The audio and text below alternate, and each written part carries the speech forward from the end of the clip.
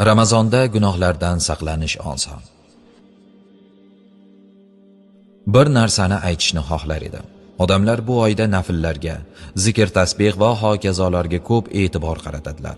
Lekin gunohlardan saqlanishga bu darajada e'tibor bermaydilar. Vaholanki, bu oyda Alloh taolo gunohlardan saqlanishni oson qilib qo'ygan. Bu oyda shaytonlar kishanlanib qo'yiladi. Shuning uchun ular gunoh qilishga vasvasa qila olmaydi va mo'min bandaga gunohlardan saqlanish oson bo'ladi. Hakimul ummat Mavlono Ashraf Ali Tahanoviy rahmatullohi alayhi aytadilar: insonni asosan gunohga ikki narsa undaydi. Birinchisi shayton va uning askarlari, ikkinchisi esa insonning nafsidir. Shaytonni tarbiyalash va uni poklash insonning vazifasi emas, balki shaytonni dushman tutish va unga ergashmaslik insonning vazifasidir. Nafsini tarbiyalash, uni poklash va jilovlash insonning vazifasidir.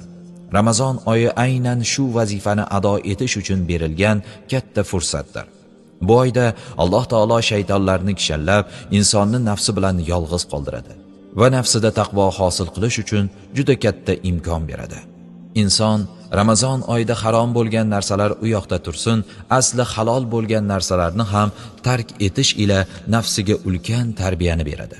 Maxsus ibodat oyida boshqa dunyoviy ishlardan o'zini forig' qilib, asl maqsad bo'lgan ibodatlar ila nafsini jilovlash baxtiga erishadi. Ramazon oyi faqat ibodat va gunoh ishlarni tark qilish ila o'tkazilsa, qolgan 11 oyda ham nafsining ustidan g'olib kelish inson uchun oson bo'ladi. Bu vazifani ado etishda insonga shayton juda katta to'sqinlik qilar edi. Shuning uchun ham Alloh taolo uni Ramazon oyida kishallab qo'yadi. Shunday ulug' fursatda ham nafsiga mag'lub bo'lish katta musibatdir. Ramazon oyidan boshqa vaqtda bunday imkoniyat yo'q.